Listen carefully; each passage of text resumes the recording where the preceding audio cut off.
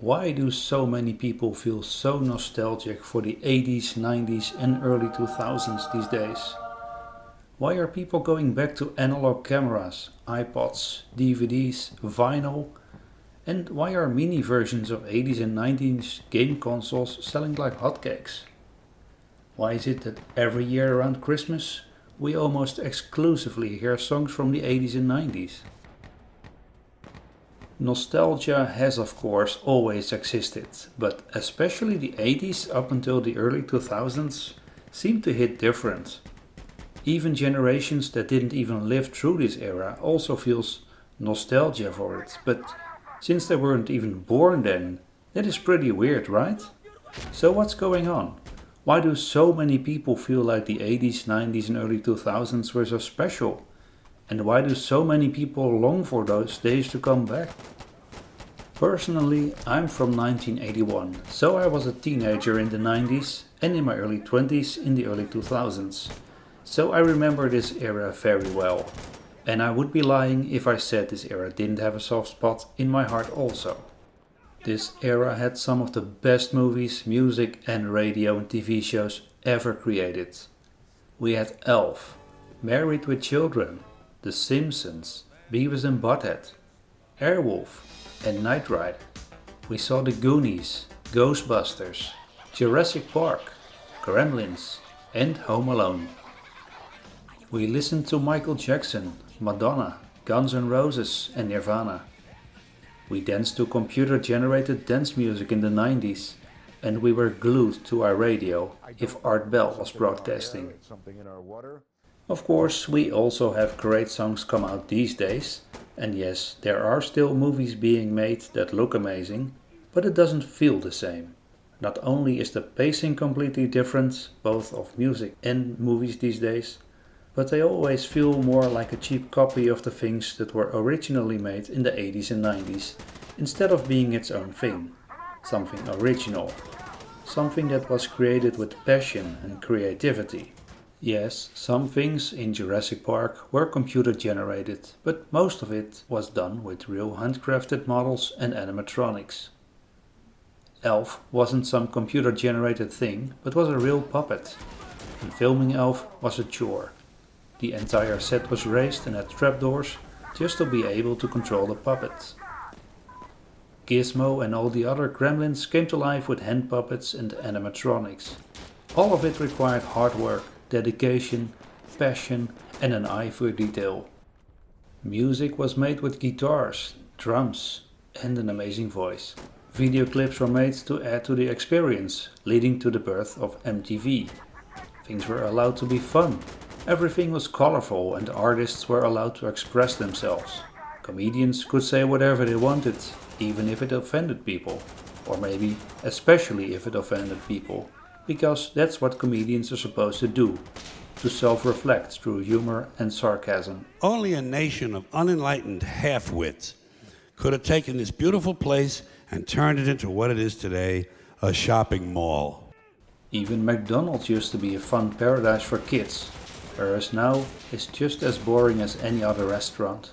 The same goes for operating systems and computer software in general. Remember Windows 98 Plus? Nowadays you can only choose light and dark mode. Everything required creativity and talent, but most important of all, it was real. A movie was a product of a passionate filmmaker, a talented writer, or musician, or all three. We seem to have completely lost that. Every movie is now filled with computer animations, and stories and scripts are usually direct rip-off from an original that stems from the 80s or 90s, or are suspiciously similar. There is no originality or creativity anymore. Nothing is fun anymore, and everyone is offended by everything. We seem to rush through the movie instead of taking the time to develop the characters and slowly getting to the plot, while desperately trying not to offend anyone, which makes for movies that may be okay to watch once, but are completely forgettable and uninspiring. Music is going down the same path, especially with the AI-generated music these days. It's all based on whatever people instantly like, but also quickly forget. Music lacks soul, and it was only made with one thing in mind: profit. It doesn't feel like it was made by humans, for humans, because someone wanted to create something of beauty, because it simply isn't. The 80s, 90s and early 2000s was an era of hope and optimism. The Berlin Wall fell, the oil crisis was over, 9/11 hadn't happened yet. The economy recovered quickly from the early 80s crash and was booming. The middle class was thriving. Technology was available, but it was enhancing our lives and not controlling it. We had devices that were actually solving an existing problem instead of creating a solution to a non-existing problem. Doom scrolling didn't exist. Social media didn't exist. Tablets didn't exist. Smartphones weren't invented yet, and the mobile phone was as big as a telephone booth and were only used by businessmen. If you went outside to play with your friends, you were simply unreachable, and you knew you had to be home at a certain time. You rode around on your bikes, played video games at your friend's house. Sure, things did take more effort, but that also made doing things feel like it was much more intentional.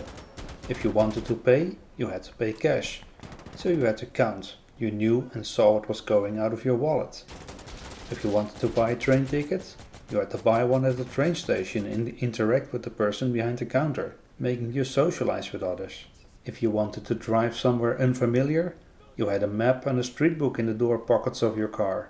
And since you couldn't use a map while driving, you had to plan your route in advance, and then had to remember the route you had to drive, instead of following Google Maps like a brain-dead NPC. And if you got lost, you simply asked someone which way to go. Hey, excuse me, Holmes? Aha! What it is, bro? We're from out of town. No shit. You really focused on what you were doing. Driving meant driving, because there was no in-car entertainment. If you were lucky, you had a radio with a cassette player. Playing with your friends meant playing with your friends.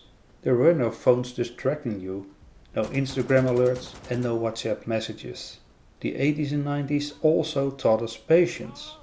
If you wanted to watch a movie or show, you either had to wait until it was aired, or go to the video rental store to rent it on VHS.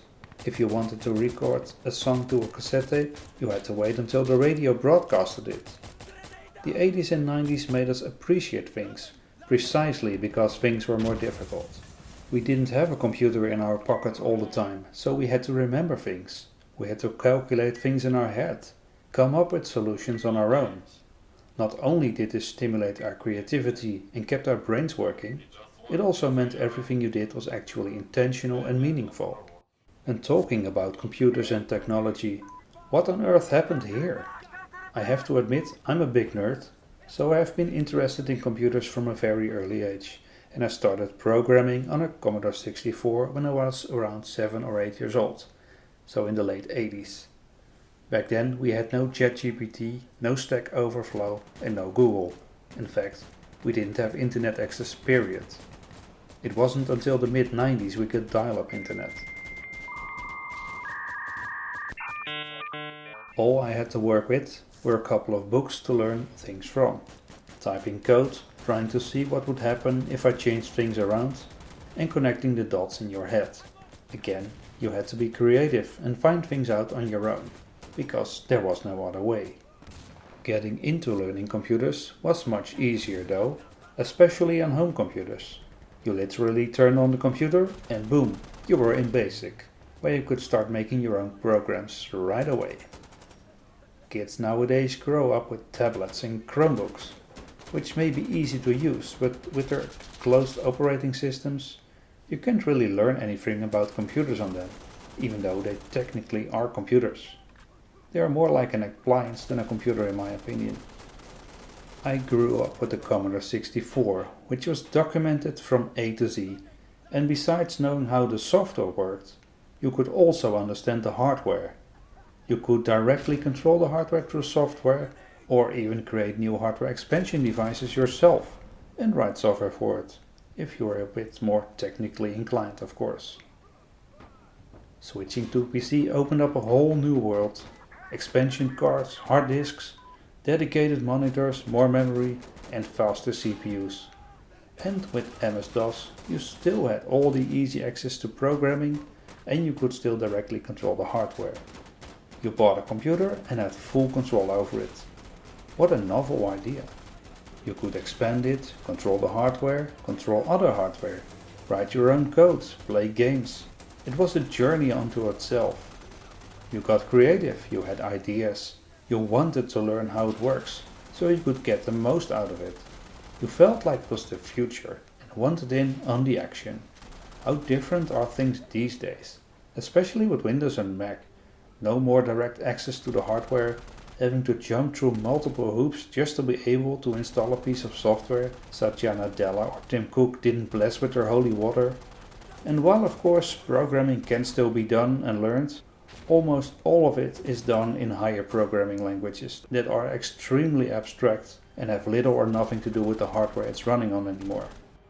Now compare that to being able to directly access memory addresses and sending commands directly to the CPU or expansion ports to make your program as efficient as possible, or make it do exactly what you want it to do. In the 90s and early 2000s, computers were also simply much more fun, especially when Windows 95 came out.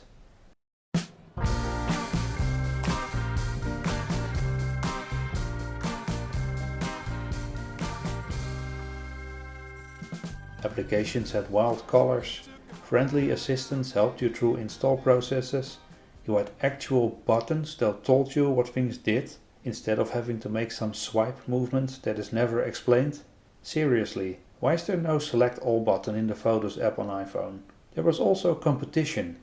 Didn't like Microsoft Word? No problem, just use WordPerfect, WordStar, Lotus AMI Pro or StarOffice. Didn't like Windows? Use MS-DOS, OS/2 Warp, BOS, Unix, CP/M, or an early version of Linux. Although I don't recommend the last one. Believe me, I tried. Didn't like the PC platform altogether. There were always Macintoshes, Atari STs, Atari Falcons, the ZX Spectrum, Tandy machines, Amigas, and even the Commodore 64 or 128 were still used far into the 90s. Competition made sure everyone was trying their best to win the customers over to buy their products, and it showed. Sure, software will always have bugs, but it was nowhere near as bad as these days, and the reason was pretty simple. Most people didn't have internet at home, and even if you did, it was very slow. Updating software over the internet really wasn't a thing, so that meant software had to be actually finished and fully functional when you bought it. Bought? Yes. Bought. You bought the software and it was yours. You got a physical copy on floppy disk or CD-ROM, together with a fully printed manual, and it was yours. You had a finished product in your hands. Unlike today, where it's more like leasing a piece of software, even if you quote-unquote bought it. If there was a new release, you simply bought the new release, if it had features you wanted. And if not, and you were happy with what you had, you simply kept using your current copy. There were no privacy invading operating systems, no subscription models that keep nickel and diming you. The hardware was yours, the software was yours. You decided if you wanted to update or not. It did what it needed to do and did a good job at that. And you actually felt like it was a product of love, creativity and dedication, instead of a quickly put together buggy Electron app that is obsolete next week anyway, because a new version will be force-fed on your computer. Of course with a new look you didn't ask for and new bugs. People also used to take the time to learn the software they used, because they were going to use it for a long period of time. And the software didn't change constantly either. The reward for learning something was there. I think a huge part of the nostalgia that people feel is because of all this. There's a sharp cultural divide between the mostly analog offline world to a completely hyper-connected digital world. Even for people who were born after the 80s and 90s, it feels like an escape from the digital prisons of today. They long for an era where technology was still exciting and actually solving a problem, where technology served people, not the other way around. You weren't forced to be online all the time. Your washing machine didn't need an app. You could read a book without your phone constantly beeping at you. You could order your food from a waiter instead of having to use some dumb QR code. You could simply listen to a cassette tape without having to click away the ad for renewing your Spotify subscription. You had anticipation for a TV show that was on at 8 o'clock and had to wait for it to see it instead of turning on Netflix. You had to plan your route if you wanted to go somewhere. Things were fun and people weren't complete fragile pussies. They didn't know what sarcasm was, and nobody had a psychological meltdown when someone offended them. Technology was good enough to be serving its purpose, but still easy enough for most people to understand. So you could not only repair them yourself, it was even encouraged, as many manufacturers included schematics to the television set, your car, your computer or radio. Famously, in The Matrix, Agent Smith said that they specifically chose 1999 for their simulation because it was the peak of our civilization. Which is why The Matrix was redesigned to this, the peak of your civilization. You know what? I think he was absolutely right. 1999, the year The Matrix plays out, had just enough technology to make our lives better, to keep us entertained, but not so much that we became addicted or controlled by it. It was an era of optimism and hope, a thriving middle class. Capitalism hadn't yet completely run wild, but still served the people well, and manufacturers actually tried to make good products, instead of enshittifying everything and nickel and diming you to death. Slowly but surely we have lost a great deal. Creativity, effort, rewards, focus, intentionality, well-made products, fun to use products, being unavailable, exciting new technologies, great music and movies. There are memes out there with the text, "The world you were born in no longer exists." And that is unfortunately true. It's no wonder then that so many people, including people who were never even born then, feel nostalgia for this era. In a lot of ways, things have gone too far and people are sick and tired of it, and long for the days before doom scrolling, subscriptions and lazy rehearsals of movies. For Gen Xers and us millennials, it really feels like a huge part of who we are has died, and the world we recognize and love is no longer here. We feel like an alien in an unknown world. Nostalgia then is what keeps us sane and grounded. And while the younger generation have no actual nostalgia for a world they didn't live in, they do recognize how different it was. They also yearn to feel alive, to live in the moment and to be offline for once. Of course, the 80s and 90s aren't coming back, but that doesn't mean we can't make an effort to at least try to recover some of what we lost. Put away that phone. Stop doom scrolling. Stop using social media. Meet up with friends and do something fun in real life. Refuse to eat at restaurants where the menu is behind a QR code. And next time, don't take the self-checkout and have a little chat with the person behind the counter. Stop buying shitty products or any products that require an app. Stop buying subscriptions. And if you can, switch back to offline media. Start using dedicated devices again. Read a book on an e-reader or a physical book instead of a tablet. Grab that DSLR instead of your phone and buy a map and go on that road trip without GPS. Invite friends over to watch those great movies from the 80s and 90s or play Mario Kart in split screen together. Grab an old bike, a broken radio or TV set from the 80s and 90s and learn how to repair them. Enjoy that rewarding feeling when you finished something that took effort.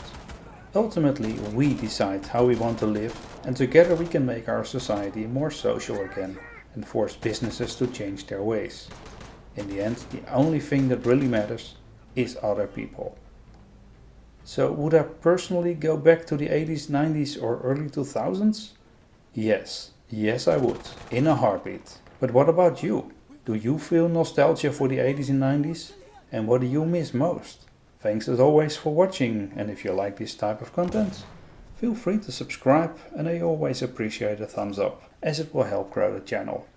And I'll see you all in the next one.